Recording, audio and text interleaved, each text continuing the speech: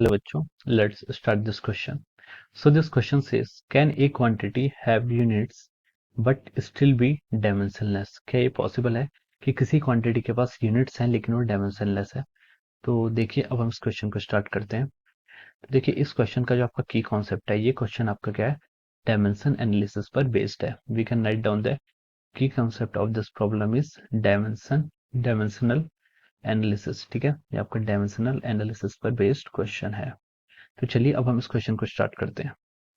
तो देखिए, उसने बोला है क्वेश्चन में कि can a quantity have units but still be dimensionless.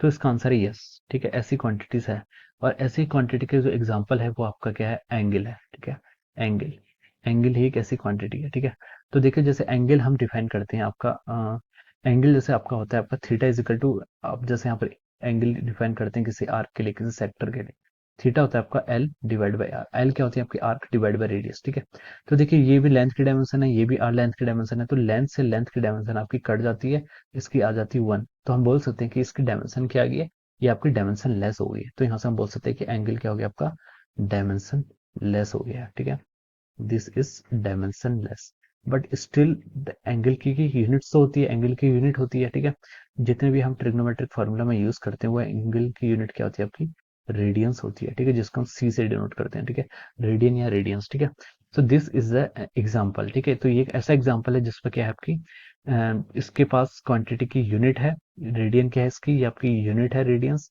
लेकिन इसकी डायमेंशन क्या है, नहीं है, ये क्या है आपका डायमेंशनलेस क्वांटिटी है। ठीक है, so this is the example of so हमसे क्वेश्चन पूछा था कि can a quantity have units but still be dimensionless. तो यस, आंसर क्या है इसका, यस होगा, और उसका एग्जांपल क्या है, एंगल है। ठीक है, so I hope you all understood this concept. All the very best and thank you so much.